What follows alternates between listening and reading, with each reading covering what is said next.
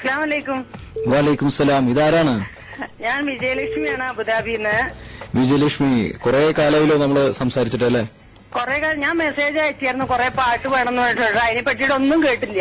അയ്യോ, അങ്ങനെ ഞാൻ കുറച്ച് ദിവസമായിട്ട് എന്റെ സന്തോഷമുണ്ട്. വെറൈറ്റി കേൾക്കാത്ത പാട്ടുകളൊക്കെ കേൾക്കുന്നുണ്ട്. ആണോ? കഴിഞ്ഞ പോയ വർഷം പരിപാടി നടത്തിയപ്പോ ഒക്കെ ആവർത്തിച്ച് കേട്ട തന്നെ പാട്ടുകള്. പക്ഷെ ഇപ്പൊ പുതിയ പുതിയ പാട്ടുകളൊക്കെ കേൾക്കുന്നുണ്ട്. അപ്പൊ പുതിയ പാട്ടുകൾ കേൾപ്പിക്കണമെന്നാണോ പറയുന്നത്? അതല്ലേ വേണ്ടത്?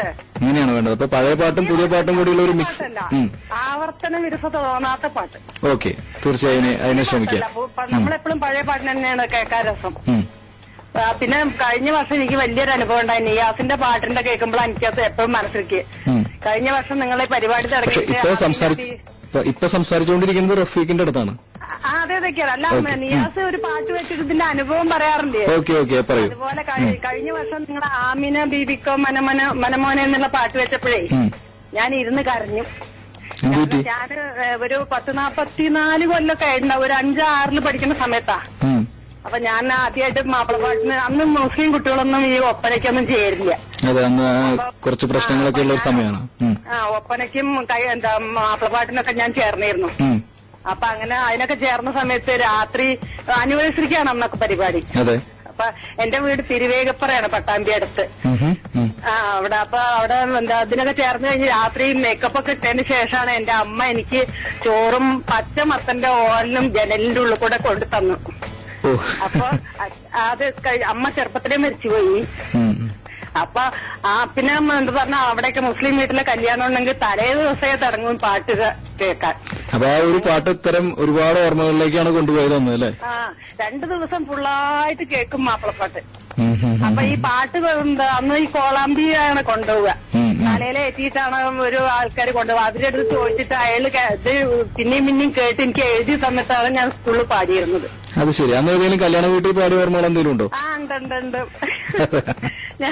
ഞാൻ വലുതായതിനു ശേഷം ഇപ്പൊ ഒരു 3-4 കൊല്ലം മുമ്പേയും കൂടെ ഞാൻ സമ്മാനം മേടിച്ചിട്ട്, പിന്നെ ഒരു 10 കൊല്ലം മുമ്പ് കരിപ്പ് പഞ്ചായത്തില് ഒരു 10-40 കുട്ടികളി കേരളോത്സവം ഉണ്ടാവില്ലേ? അതില് എന്നെ കുട്ടികളെല്ലാരും കൂടെ എന്റെ അനിയന്റെ കൂട്ടുകാരൊക്കെ ചേർത്തിട്ട് ഞാൻ ഫസ്റ്റ് പ്രൈസ് മേടിച്ചു. ഓക്കെ, മാപ്പിളപ്പാട്ടിന്റെ വേറിട്ട ഒരുപാട് അനുഭവങ്ങളാണ് വിജയലക്ഷ്മി ചേച്ചി നമ്മുടെ അടുത്ത് പങ്കുവെച്ചുകൊണ്ടിരിക്കുന്നത്. സ്റ്റേജിലൊന്നും പാടാൻ പോയിട്ടില്ല. അപ്പൊ അതിന് അഴകേറുന്നോളെ പാടിയിട്ടാണ് ഞാൻ സമ്മാനം മേടിച്ചത് ഇപ്പൊ ഈ 2-3 കൊല്ലം മുമ്പേ.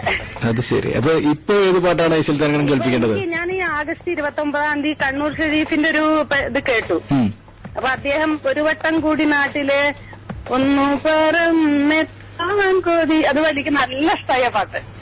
ഫുള്ളായിട്ട് കേൾക്കാൻ പറ്റിയില്ല. അതെന്ത് പറ്റി? അന്ന് ഞാൻ ആ പാട്ട് ഫുൾ കേൾപ്പിച്ചിട്ടുണ്ടായിരുന്നല്ലോ. അല്ല, അന്നത്തെ ദിവസം മുടക്കമൊക്കെ ആയതുകൊണ്ട് കുട്ടികളൊക്കെ വീട്ടിലുണ്ട്. അവരുടെ സാഹചര്യം കാരണം കേൾക്കാൻ പറ്റാതിരുന്നതാണ് അല്ലെ? അപ്പൊ അതുമല്ല, അതൊരു ഗായകൻ അദ്ദേഹം പറഞ്ഞല്ലോ, എത്ര കൊല്ലമായിട്ട് ആക്കി 1-2 തവണയാണ് പെരുന്നാൾ നാട്ടിൽ കൂടാൻ പറ്റിയുള്ളൂ. അതെ. അപ്പൊ അതൊക്കെ ഒരു വേദനയാണ്, ഒരു വേദന കലർന്നിട്ടുള്ളൊരു. ഒരുപക്ഷെ അദ്ദേഹം ഇപ്പൊ യുയിലുണ്ട്, ചിലപ്പോ ഒരുപക്ഷെ കേൾക്കുന്നുണ്ടാവാം. ഞാൻ അദ്ദേഹത്തിനെ മൈലാഞ്ചിയിലാണ് ആദ്യമായിട്ട് കാണുന്നത്.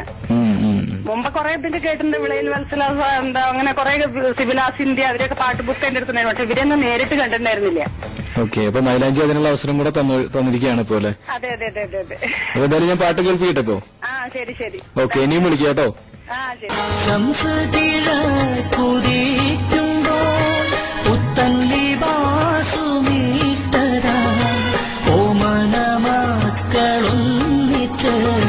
പള്ളിയിൽ പോകുവാൻ കൊതി, ശംസ് കിഴക്കുതിക്കുമ്പോൾ പുത്തല്ലി വാസുമീട്ടതാ, ഓമന മക്കളൊന്നിച്ച് പള്ളിയിൽ പോകുവാൻ കൊതി, ഒരു വട്ടം കൂടി നാട്ടില്.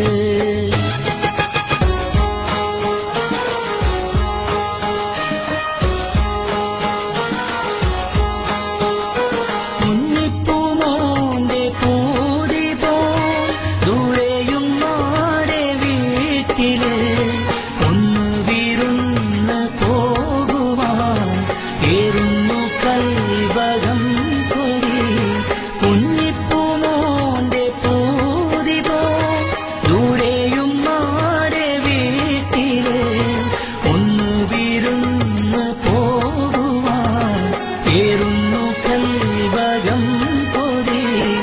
ഒരു വട്ടം കൂടി നാട്ടില്